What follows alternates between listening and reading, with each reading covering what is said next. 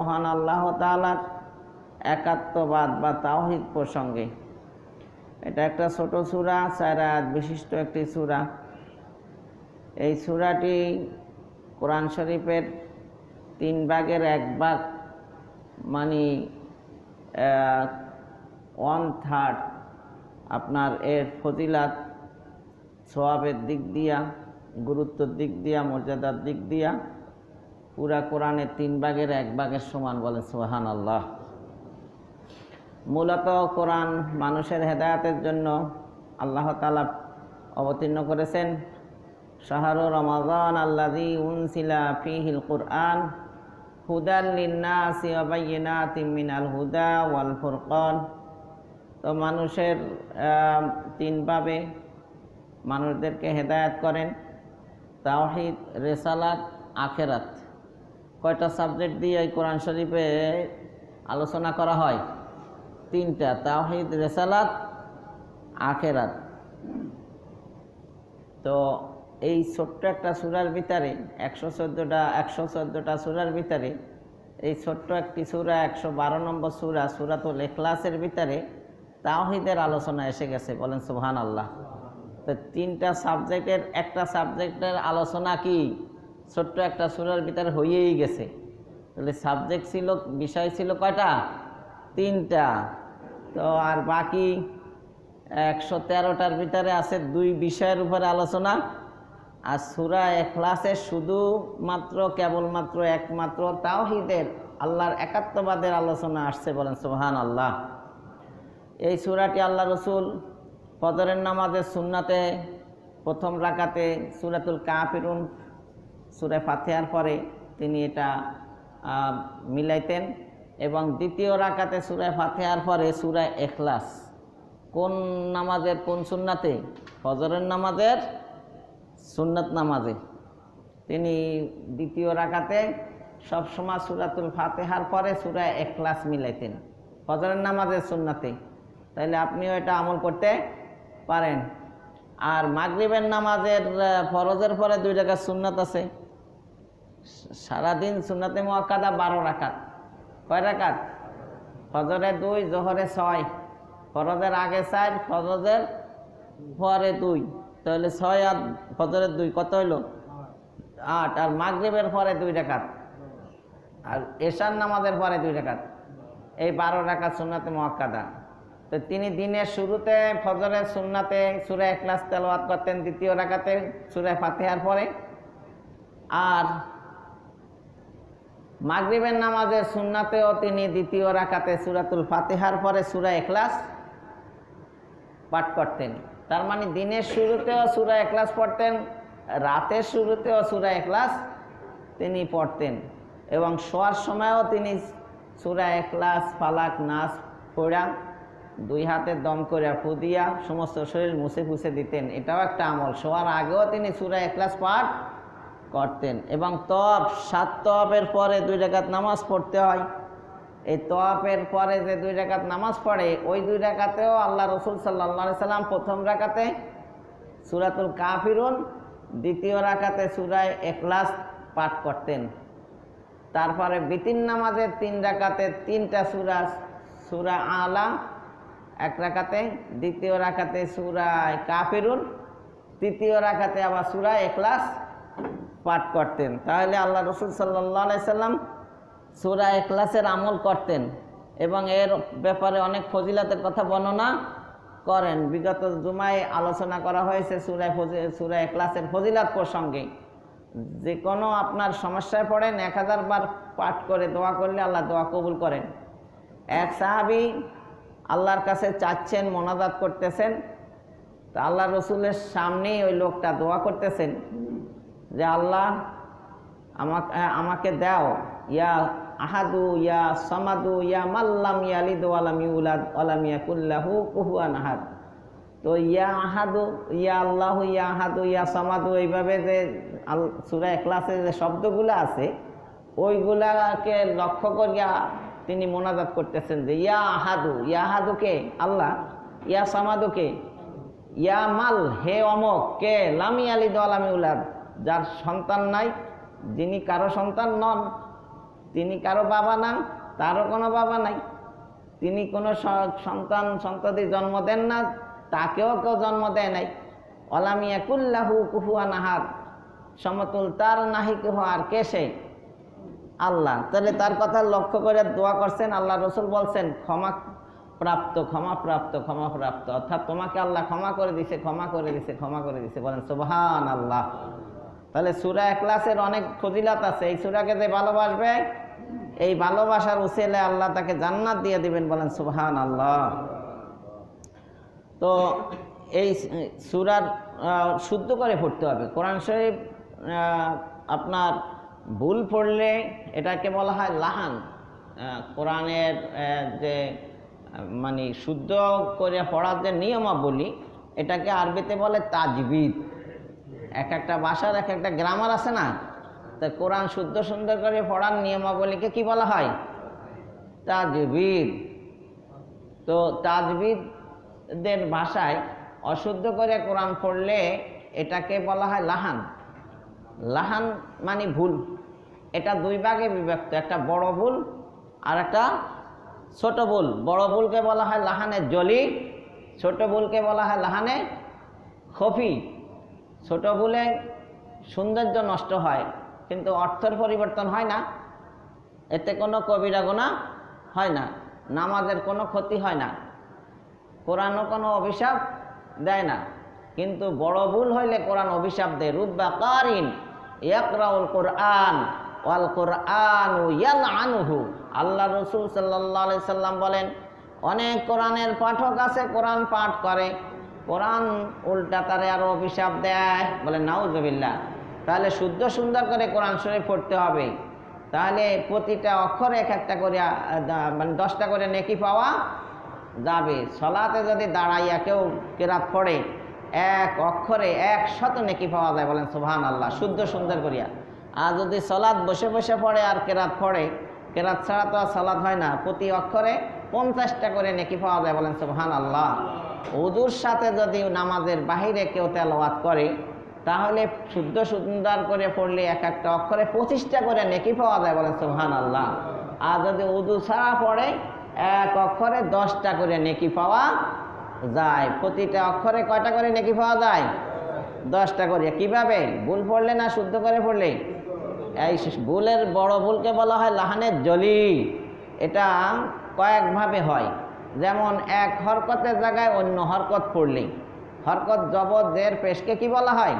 হরকত বলা হয়। তাহলে জবরের জায়গা জের, জেরের জায়গা জবর, জবরের জায়গা পেশ, উল্টা ফুলটা করলে কি হয়? লাহানে জলি হয়।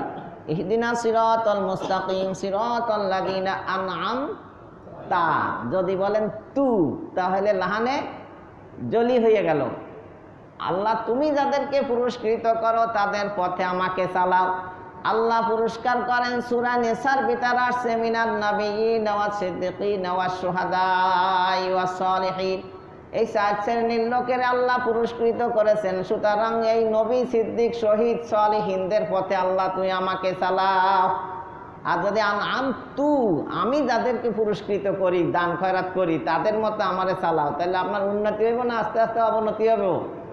তাহলে এটা কি আল্লাহর কোরআনের ভাষা? আপনি নিজের এখানে তার জায়গা কি দিছেন? তু দিছেন। কোরআন অভিশাপ দিবে। ভুল পড়লে কি দেয় কোরআন? আর কবিরা গুনাহ হয়, নামাজ ভেঙে যায়। নামাজ ভাঙার কারণ 19টি। নামাজে অশুদ্ধ পড়া 1 নম্বর। কি? নামাজে অশুদ্ধ পড়লে নামাজ ভেঙেই যায়। কোরআন অভিশাপ দেয়, সব হয় না। তাহলে শুদ্ধ সুন্দর করে পড়ার দরকার আছে না? এটা একটা। আর একটা হলো মাখরাজ, যে অক্ষর যেখান থেকে বের হওয়ার কথা, হরফ উচ্চারণের স্থানকে কি বলা হয়? মাখরাজ বলা হয়। ঘর থেকে বের হওয়ার যে দরজাটা আছে, দরজাটারে বলে মাখরাজ। সৌদি আরব গেলে এক্সিট লেখা থাকে, খুরুজ মানে এক্সিট, বের হইব ওইখান থেকে। এই খুরুজ মানে মাখরাজ, যেখান থেকে কি হয়? বের হয়। বের হওয়ার জায়গাকে কি বলা হয়? মাখরাজ। তাহলে আরবি হরফ 29টা, মাখরাজ 17টা। মাখরাজ কয়টা? 17টা। 1 নম্বর মাখরাজ হলকের মানে গলার কণ্ঠনালী শুরু থেকে, যেটা সিনার সাথে সংশ্লিষ্ট, ওখান থেকে হামজা হা উচ্চারিত হয়।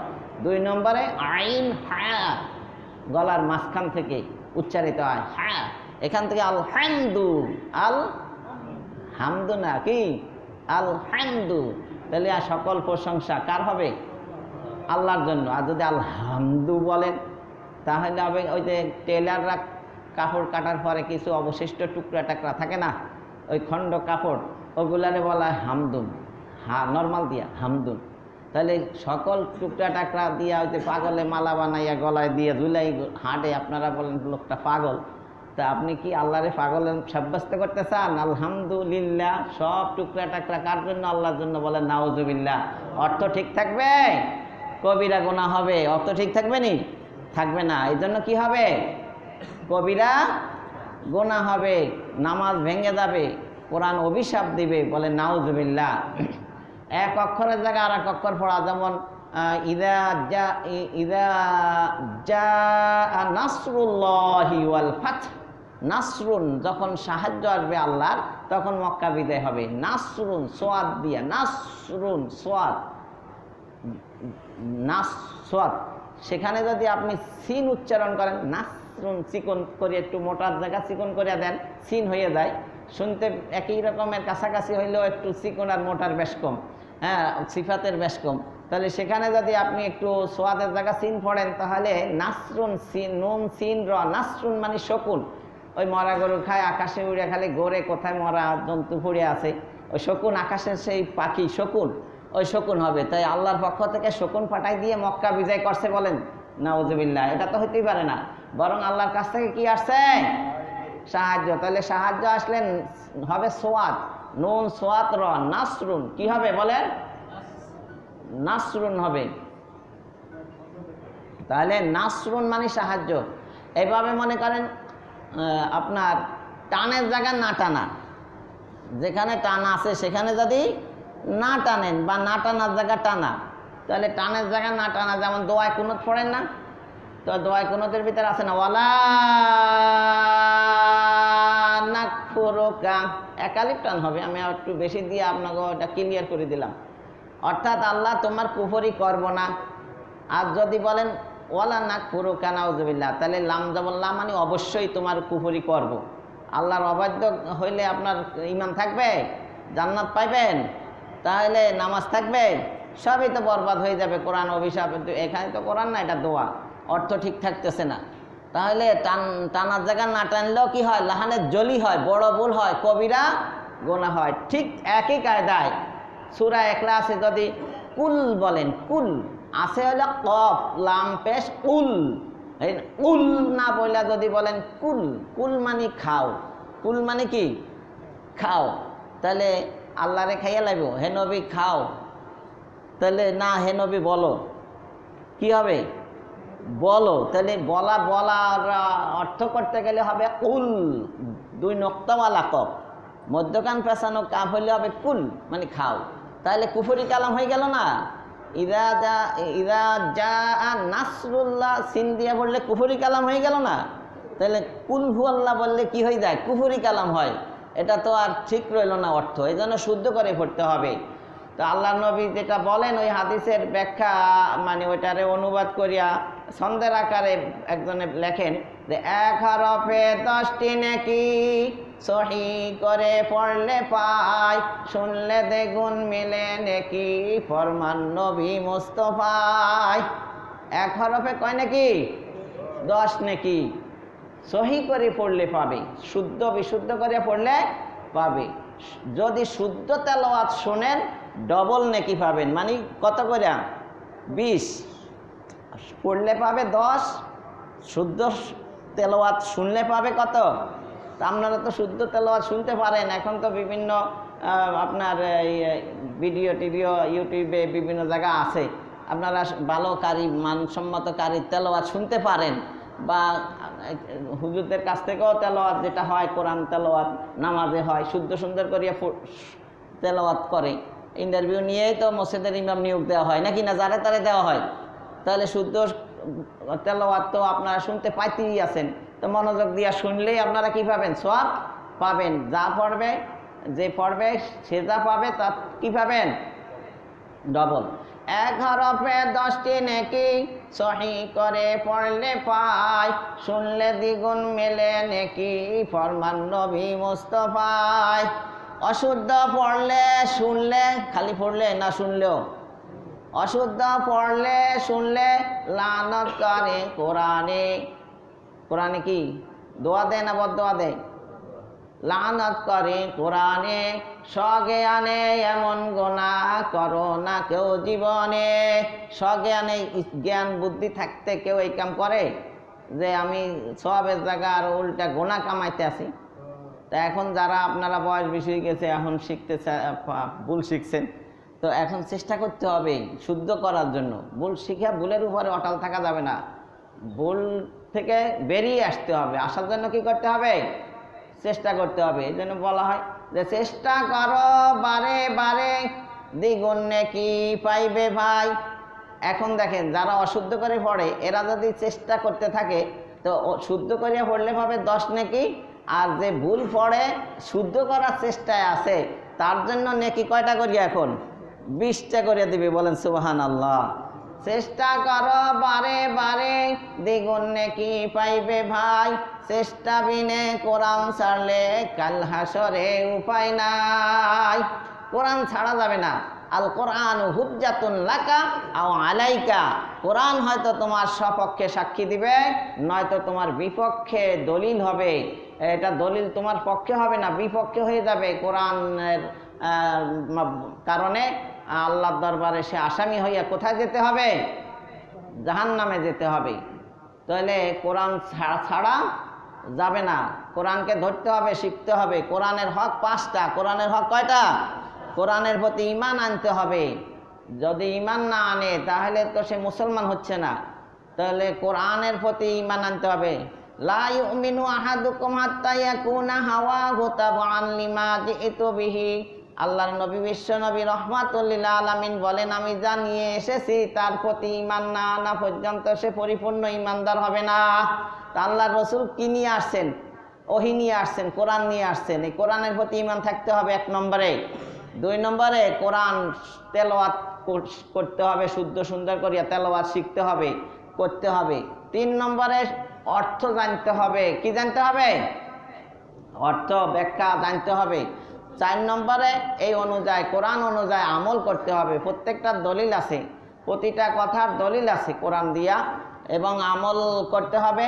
5 নম্বরে হলো কোরআনের প্রসার করতে হবে। বাল্লিগু আন্নি ওয়ালাউ আয়া। একটা আয়াতের জ্ঞানও তোমার কাছে থাকলে তুমি অন্যদের কাছে এটা পুষাইয়া দাও। তাহলে কোরআনের প্রতি ঈমান থাকতে হবে। তো আল্লাহ তাআলা বলেন, কুল হুয়াল্লাহু আহাদ। হে রাসূল আপনি বলুন, আল্লাহ এক, অদ্বিতীয়, তার কোনো দৃষ্টান্ত নেই, তার কোনো সমকক্ষ নেই। আল্লাহ তাআলা এক। এ কথা বলার জন্য কাকে বলা হয়েছে বলেন? মুহাম্মদ সাল্লাল্লাহু আলাইহি সাল্লামকে বলা হয়েছে। তার মানে উনি যে রসুল, এই রেসালাতের দায়িত্ব দেয়া হইল কুল বলে। আল্লাহর পরিচয় দিবেন হুয়াল্লাহু আহাদ, কিন্তু এই পরিচয়টা কে দিবেন? মুহাম্মাদুর রাসূলুল্লাহ। তো ওনারে দায়িত্ব না দিলে কি দায়িত্ব পালন করে? এই জন্য কুল, এটা কার মর্মে বলা হয়েছে না? আল্লাহ রসুল মুহাম্মদ সাল্লাল্লাহু আলাইহি সাল্লামের ব্যাপারে বলা হয়েছে। প্রশ্ন করছে কাফেররা কার কাছে? মুহাম্মদ সাল্লাল্লাহু আলাইহি সাল্লামের কাছে। তাই উত্তর দেবে কে? মুহাম্মদ সাল্লাল্লাহু আলাইহি সাল্লাম। তাহলে মুহাম্মদ সাল্লাল্লাহু আলাইহি সাল্লামের রেসালাত প্রমাণ হইল কুল বলার কারণে। এখন মুহাম্মদ সাল্লাল্লাহু আলাইহি সাল্লাম যে বলবে, নিজের থেকে বলবে না যা ওহী প্রেরণ করে তাই বলবে? মা ইয়ানতিকু আনিল হাওয়া ইন হুয়া ইল্লা ওয়াহয়ুন ইউহা। মুহাম্মদ হারগিজ না গফতা, তা না গফতা জিবরাইল। জিবরাইল হারগিজ না গফতা, তা না গফতা রব্বুল জলিল। মুহাম্মদ সাল্লাল্লাহু আলাইহি সাল্লাম কিছুই বলেন না যতক্ষণ পর্যন্ত জিবরাইল ফেরেশতা এসে ওনাকে বলতে না বলা হয়। তার মানে ওনার কাছে ওহী নিয়ে না আসলে উনি কিছুই বলেন না। যা কিছু বলেন সব কার প্রত্যাদেশ?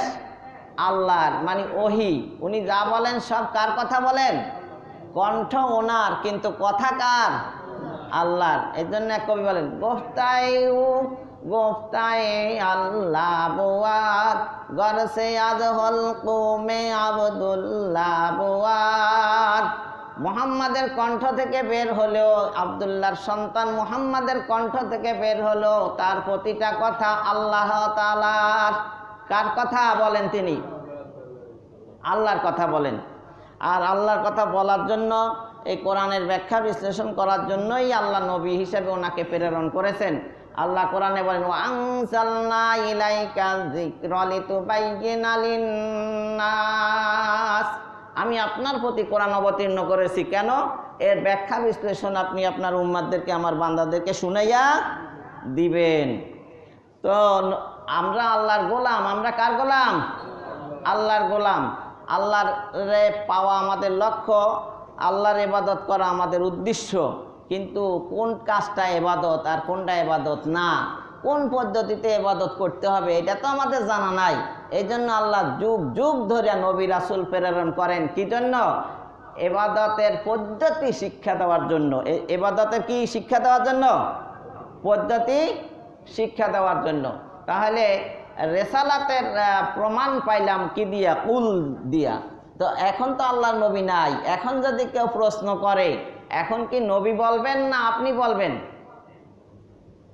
এখন আপনাকে প্রশ্ন করলে আপনি বলবেন না? তাহলে এই কুল, এটা যখন নবীর জীবদ্দশায় নবীকে প্রশ্ন করেছিল, তখন ওনার কাছে ওহী এসেছিল, হে নবী আপনি বলেন। এখন নবী তো কোরআন থুইয়া গেছে, কোরআন তো কিয়ামত পর্যন্ত থাকবে। এখন যদি কোনো কাফের মুশরিক বেদিনেরা প্রশ্ন করে আল্লাহর প্রসঙ্গে, তখন উত্তর দিবে কে? প্রত্যেকটা মুমিন মুসলমান। এখন কুল বলো, কে বলবে? আপনি আর আমি বলতে হবে। এখন আপনার আর আমার এই কোরআনের ব্যাখ্যা বিশ্লেষণ শুনাইয়া দেওয়ার দায়িত্ব, কর্তব্য। বলেন সুবহানাল্লাহ। তো মুহাম্মদ সাল্লাল্লাহু আলাইহি সাল্লাম বলেন যে আল্লাহ এক, অদ্বিতীয়। মানে কোরআনের এই সূরা ইখলাসের অর্থ শুনাইয়া দিলেন যে হুয়াল্লাহু আহাদ, আল্লাহ এক, অদ্বিতীয়, তার কোনো দৃষ্টান্ত নেই, তার কোনো সমকক্ষ নেই। যারা কাফের ছিল, মুশরিক, এদের অনেকে উপাস্যের উপরে, এক উপাস্যের উপরে কি করতো না? বিশ্বাস করতো না। তারা বহু উপাস্যের উপরে বিশ্বাস করত এবং তাদের পূজা করত। এটা ছিল কাফের মুশরিকদের মানে আকিদা। তারা এক আল্লাহর উপরে কি করতো না? বিশ্বাস করতো না। আর যারা মজুসি বা অগ্নি পূজক, যারা আগুন পূজা করত, তারা বলতো উপাস্য দুইজন, একজন ভালো কাজ করেন আর একজন মন্দ কাজ করেন। যারা মজুসি অগ্নি পূজক, তারা আল্লাহ মানে কয়জন? দুইজন। একজন ভালো কাম করে আর একজন কি? কারণ তাকে যুক্তি হইল, যে ভালো করে সে খারাপ করতে পারে না, যে খারাপ করে সে ভালো করতে পারে না, যে ভাঙে সে গড়তে পারে না, যে গড়ে সে ভাঙতে তার। এই জন্য তারা স্রষ্টা কয়জন মানে? দুইজন মানে। আর ওদিকে খ্রিস্টানরা তিন খোদায় বিশ্বাস করত। হযরত ঈসা আলাইহিস সালামকে আল্লাহর পুত্র বলতো বলে বিশ্বাস করত, বলে নাউজুবিল্লাহ। আর ইহুদিরা হযরত জুবাইর আলাইহিস সালামকে আল্লাহর পুত্র বলে মানত, বলে নাউজুবিল্লাহ। তাহলে সবাই দেখা যায় শিরিক সাথে যুক্ত। এদিকে পৌত্তলিকদের কোনো দল ফেরেশতাদেরকে আল্লাহর কন্যা মনে করত, বলে নাউজুবিল্লাহ। এই সমস্ত ভ্রান্ত ধারণার অবসান ঘটিয়ে এই সূরাতুল ইখলাসে নিরঙ্কুশ তৌহিদের ঘোষণা করা হয়েছে। বলা হয়েছে কুল হুয়াল্লাহু আহাদ, হে মুহাম্মদ আপনি বলুন তিনি আল্লাহ, তিনি একক, অদ্বিতীয়, আর কেউ নেই। তাহলে আমরা বুঝতে পারলাম যে হুয়াল্লাহ, আল্লাহকে, যিনি মানে একক, তার সাথে কোনো শরীক নাই। তো আমরা যে রবের সাথে তোমার পরিচিত হতে মানে ফেরেশতা, ওই যারা কাফেরেরা প্রশ্ন করেছিল যে আল্লাহ কিসের তৈরি, স্বর্ণের তৈরি না রূপার তৈরি, বা তার বংশ অনুক্রম দ্বারা কি, বা তারাতে বিভিন্ন ইলাহায় বিশ্বাসী, বিভিন্ন মাবুদে বিশ্বাসী। এখন মুহাম্মদ সাল্লাল্লাহু আলাইহি সাল্লাম বলেন লা আবুদু মা তা'বুদুন, তোমরা যার ইবাদত করো আমি তার ইবাদত করি না। তো আমি কার ইবাদত করি, কোন ইলার দিকে তোমাদেরকে ডাকি, সেই পরিচয়টা তুলে ধরলেন সূরা ইখলাসে যে হুয়াল্লাহু আহাদ। আমার যে রবের সাথে তোমরা পরিচিত হতে চাও, তিনি আর কেউ নন, তিনি হচ্ছেন আল্লাহ। তোমাদের সামনে আমি কোনো নতুন রব নিয়ে আসিনি, বরং আল্লাহ নামে যে সত্তার সাথে তোমরা পরিচিত তিনি সেই সত্তা। আব্রাহার মক্কা আক্রমণের সময় সেই সময় কাবা ঘরে 360টি উপাস্যের মূর্তি ছিল, কিন্তু এই বিপদ থেকে রক্ষা করার জন্য মুশরিকরা তাদের সবাইকে বাদ দিয়া শুধুমাত্র কার নেতৃত্বে? আব্দুল মুত্তালিবের নেতৃত্বে আল্লাহর কাছে প্রার্থনা করেছিল। যে সময় 360টা মূর্তি ছিল কাবার ভিতরে বাহিরে, সেই সময় আব্রাহা বাদশাহ যখন নাকি বাহিনী নিয়ে, হস্তি বাহিনী নিয়ে কাবাঘর ভাঙতে এসেছিল, তখন তারা কিন্তু মূর্তির কাছে সাহায্য চায় নাই, তখন তারা কার কাছে চাইছিল? আল্লাহর কাছে। তার মানে মুশরিকেরা শিরিক করলো, মূর্তি পূজা করলো, আল্লাহর সাথে তাদের পরিচয় আছে না নাই? এবং কাবা ঘরকেও তারা আল্লাহর সাথে সম্পর্কিত করে একে বলতো বাইতুল্লাহ। সেই আইয়ামে জাহিলিয়াতের যুগে সেই কাফের মুশরিকেরা 360টা মূর্তি কাবার আশেপাশে রেখেও কাবা ঘরে কি বলতো? বাইতুল্লাহ। বাইতুল্লাহ মানে কি? আল্লাহর ঘর। তাহলে আল্লাহ সম্পর্কে আরবের মুশরিকদের আকীদা কি ছিল? কোরআনে সূরা যুখরুফের আপনার 87 নম্বর আয়াতে বলা হয়, ওয়ালা ইন সাআলতাহুম মান খালাকাহুম লায়াকুলুন্নাল্লাহু ফাআন্না ইউফাকুন। যদি আপনি তাদেরকে জিজ্ঞাসা করেন কে তোমাদেরকে সৃষ্টি করেছেন, তবে অবশ্যই তারা বলবে আল্লাহ। অতঃপর তারা কোথায় ফিরে যাচ্ছে? তারা মসজিদে না এসে মন্দিরে যাইতেছে, আল্লাহরে বাদ দিয়ে মূর্তি পূজা করতেছে। আবার যদি জিজ্ঞাসা করা হয় যে তোমাদেরকে সৃষ্টি করেছেন কে, এই প্রশ্নের উত্তরে কাফের মুশরিক পৌত্তলিক হিন্দু সহ সবাই বলে কে সৃষ্টি করছে? মুখ দিয়ে বলে আল্লাহ। আর তারা যায় কোন দিকে? উপাসনা করতে, পূজা করতে মন্দিরের দিকে চলে যায়। সূরা আনকাবুতের 61 থেকে 63 নম্বর আয়াতে আল্লাহ বলেন, ওয়ালাইন সাআলতাহুম মান খালাকাস সামাওয়াতি ওয়াল আরদা ওয়া সাখখারাশ শামসা ওয়াল কামারা লা ইয়াকুলুন্নাল্লাহ ফাআন্না ইউফাকুন। হেন আল্লাহ রাব্বুল আলামিন বলেন, যদি আপনি তাদেরকে জিজ্ঞাসা করেন কে নবমণ্ডল ও ভূমণ্ডল সৃষ্টি করেছে, চন্দ্র ও সূর্যকে কে কর্মে নিয়োজিত করেছে, তবে তারা অবশ্যই বলবে আল্লাহ। তাহলে তারা কোথায় ঘুরে বেড়াচ্ছে? এই চন্দ্র সূর্যকে মানে বশী করেছে কে? আল্লাহ। কে সৃষ্টি করছেন? নবমণ্ডল, ভূমণ্ডল, আসমান জমিন কে সৃষ্টি করেছেন? এটা কি আপনি বলেন না কাফেরেরা বলে? মুশরিক কাফেরেরা বলে। এবং তারপরেও তারা কি করে? অন্যদিকে ঘোরে, আল্লাহর দিকে আসে না, একত্ববাদের তৌহিদের দিকে আসে না। এবং আল্লাহ তাআলা আপনার 29 নম্বর সূরা আনকাবুতের 63 নম্বর আয়াতে বলেন, ওয়ালাইন সাআলতাহুম মান নাযালা মিনাস সামাই মাআন ফাহইয়া বিহিল আরদা মিন বাদি মাউতিহা লা ইয়াকুলুন্নাল্লাহ কুলিল হামদুলিল্লাহ বাল আকসারুহুম লা ইয়াকিলুন। আল্লাহ রাব্বুল আলামিন বলেন, যদি আপনি তাদেরকে জিজ্ঞেস করেন কে আকাশ থেকে বাড়ি বা বৃষ্টি বর্ষণ করে, অতঃপর তা দ্বারা মৃত্তিকাকে উহার মৃত হওয়ার পর জীবিত করে, তবে তারা অবশ্যই বলবে আল্লাহ।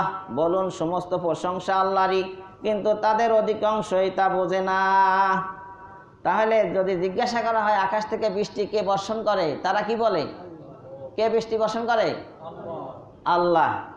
তো এক কবি বলেন, পালতা হয় বীজ को মাটি কি তারিকি में कौन दरियाओं की मौजों से उठाता है सहाब, कौन लाया खीसे कर पश्चिम से बादे सासेगर, खाकिए किसका है नूर आफताब।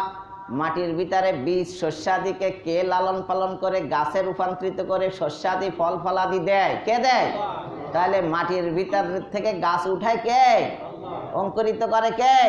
এই উদ্ভিদ সৃষ্টি করেন কে? তারপরে এই নদী থেকে মেঘামালা সৃষ্টি করে বৃষ্টি বর্ষণ করে কে? পশ্চিম থেকে মেঘ পূর্ব দিকে নিয়ে আসে কে? এই কথাই বুঝাইলেন এই জমিনের মালিক কে? তাহলে কেন তোমরা শিরিক করো? আফেতাব আমার দলিলে আফেতাব গর দলিল আশরাফ বায়েদ রোয়ে রোমতাব।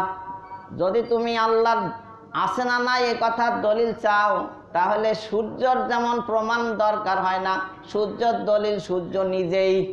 সূর্য আছে না নাই এটা প্রমাণ করার জন্য কি আবার দলিলের দরকার হয় না? সূর্যের দিকে তাকাইলেই সূর্যের প্রমাণ হয়ে যায়। তাহলে আল্লাহ আছে না নাই এটার জন্য আর কোনো দলিলের দরকার নাই। গর দলিল বায়দ আজওয়াইরো মতাব। যদি তুমি আল্লাহ আছে না নাই এই আল্লাহর পরিচয়ের দলিল তালাশ করো, তাহলে সৃষ্টির দিকেই তাকাও, স্রষ্টার পরিচয় পেয়ে যাবে। বলেন সুবহানাল্লাহ। তাহলে আমরা সকল প্রশংসা কার করি? আলহামদুলিল্লাহ। সকল প্রশংসা আল্লাহ তাআলার। অর্থাৎ দুনিয়াতে যে কোনো স্থানে যে কোনো বস্তুর প্রশংসা করা হয়, বাস্তবে তা আল্লাহরই প্রশংসা।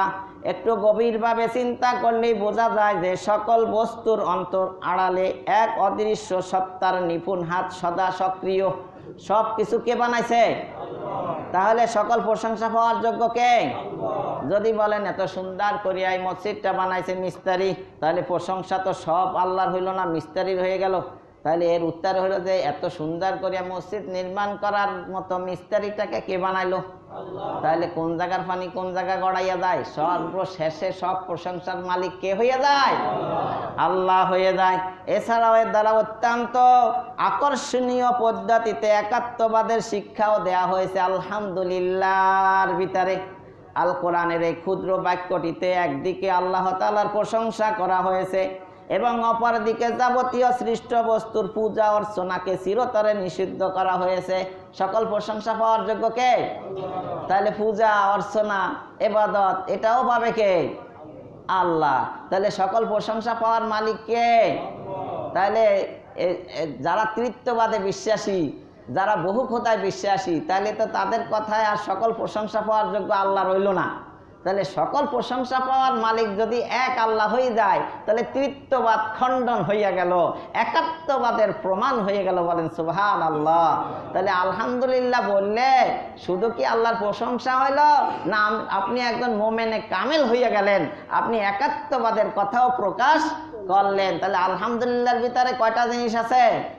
আল্লাহর একাত্মবাদের কথাও আছে, আল্লাহর প্রশংসার কথাও আছে। অতি হিকমতের সাথে ইমানের সর্বপ্রথম স্তম্ভ তাওহীদ বা একাত্মবাদের পরিপূর্ণ নকশাও তুলে ধরা হয়েছে কিসের ভিতরে? আলহামদুলিল্লাহর ভিতরে। তো আমরা যারা অনেকে মুমিন, কিন্তু এর পরেও কিছু শিরিক করি। কেউ করে বড় শিরিক, কেউ করে ছোট শিরিক। বড় শিরিক যেটা মূর্তির সামনে মাথা নত করা, সৃষ্টির সামনে মাথা নত করা, সূর্য পূজা করা, অগ্নি পূজা করা, এইগুলো দেবদেবীর পূজা করা, এটা হলো কি বড় শিরিক। ওইটা আমরা মুসলমানরা করি না। কিন্তু আল্লাহর সিফাতের সাথে, গুণের সাথে বা আল্লাহর ক্ষমতার সাথে, রুবুবিয়তের সাথে, উলুহিয়াতের সাথে অনেক সময় কি হয়ে যায়? শিরিক হয়ে যায়। তো এই জন্য আল্লাহ তাআলা সূরা ইউসুফ 12 নম্বর সূরার 106 নম্বর আয়াতে বলেন, ওয়ামা ইউমিনু আকসারুহুম বিল্লাহি ইল্লা ওয়া হুম মুশরিকুন। আল্লাহ রাব্বুল আলামিন বলেন, অনেক মানুষ আল্লাহর প্রতি বিশ্বাস স্থাপন করে, কিন্তু সাথে সাথে শিরিকও করে। এই যে বিশেষ করে মাজারে যারা যায়, কি জন্য যায়? জিয়ারতের উদ্দেশ্যে। এখন বাঙ্গার প্রশ্ন আসছে দেখে আপনারা জায়েজ করতেছেন মাজারের, যে জিয়ারত তো হাদিসে আছে, তো মাজার ভাঙেন কেন?